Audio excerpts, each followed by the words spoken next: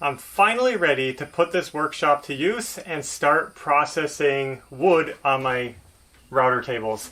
We're going to be making tongue and groove boards for our master suite renovation.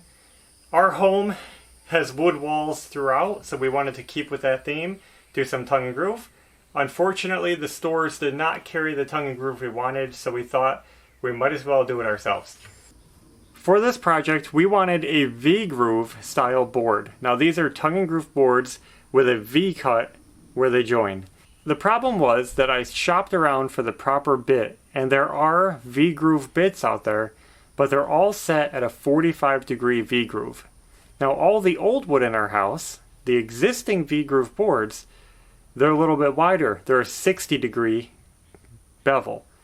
Now I couldn't find a 60-degree V-groove anywhere, so I had to get a custom-made bit, and I found a company that could do it. So we had a set of custom bits made, and these are special bits, not typical router bits. They're actually cutter blades. Kind of like you would use in a molding machine, a different setup altogether, but they get attached to a custom router bit, and we can basically turn our router tables into a molding machine.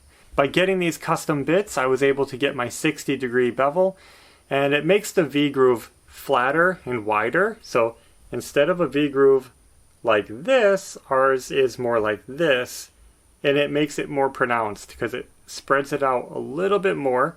So we have this 120-degree opening. So that is why we chose a custom bit.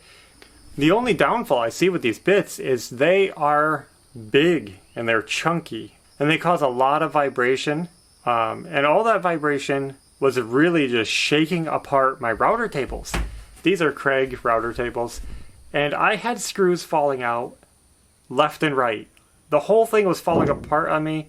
The plate that the router hooks to started falling out. The screws were all loosening up from that vibration, and it actually messed up a couple of my boards, and at one point the whole base plate that the router was hooked to fell a 1/4 inch.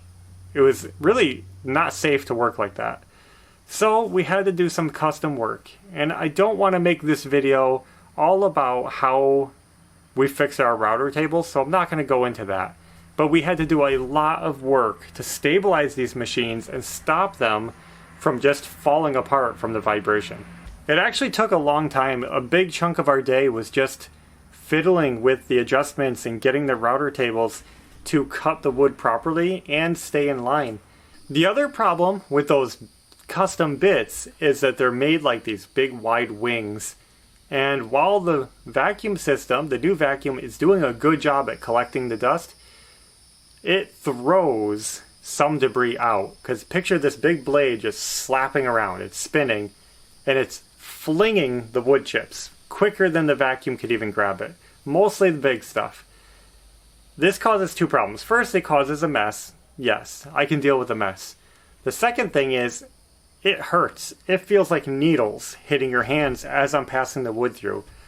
So imagine, as I'm sending each board through, I have hundreds of little needles hitting my hand. That's what it feels like. Just constant stinging. All these little chips of wood being flung out at a high speed. So next time I'm going to throw some gloves on and protect my hands, and then that will solve that problem. And I don't even know if a stronger vacuum system would make a big difference here, because it's throwing the wood chips so strongly that there's not much you can do about it. Our little makeshift roller stands, I mean guys, these made my job so much easier. They worked so well. I'm really happy with it. I wasn't sure how it was going to work out, but it worked surprisingly well. And like I said, I can easily unscrew these and put them back on my counter anytime I need to, and I did need to. And now that we got all the wood that we have processed with a tongue and a groove on each side, we're ready to start finishing them. That's going to be next, finish work.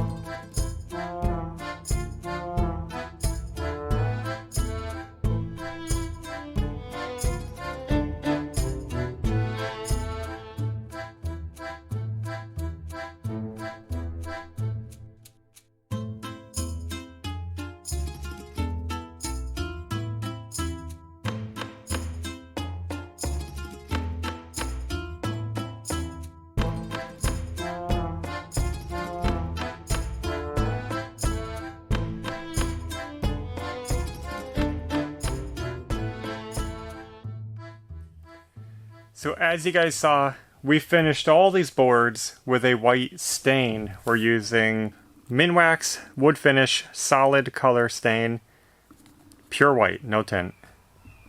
And we just think these came out beautiful. You can see the wood grain, but they are white. Now we decided to go with a solid stain instead of a paint because we have this nice beautiful wood and it seemed a shame to just cover it up completely. It's so clean, so beautiful. We wanted to have the grain show. It adds a little more interest to the walls, we think, instead of just being a solid color. White walls are fine, but I think these walls are a little bit of an upgrade. So we decided to do that. Now that the stain has dried, we're going to clear coat them. I'm going to go ahead and try this Eco Paints clear varnish. I've never used it before, so we're going to test it on a board, see how it looks. And that will probably be our clear finish unless we don't like it, and then we'll go another route.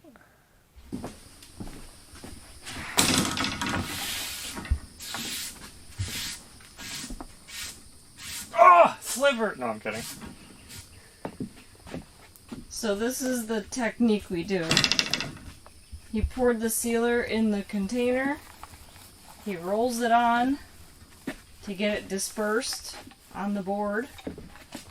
This allows me to do it really quickly. I can get the whole board covered evenly, fast, before it starts setting up.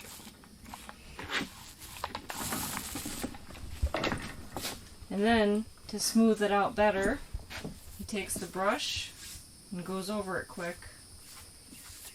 This takes away the roller bumps, marks, bubbles. Yeah, and it works good.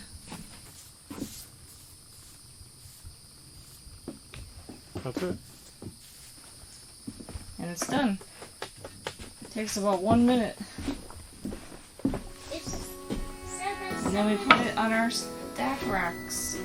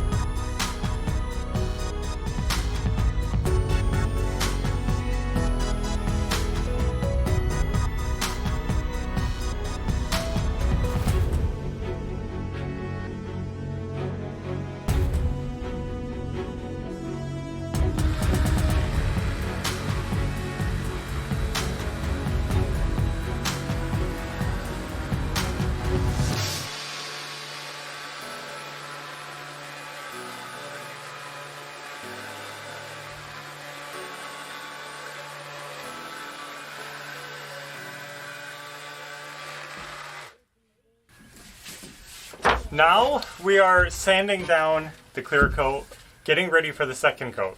This is just to knock down any little bumps, imperfections, and roughen up the surface to take the second coat. We are almost done and ready to hang these on the wall. Today they'll be ready.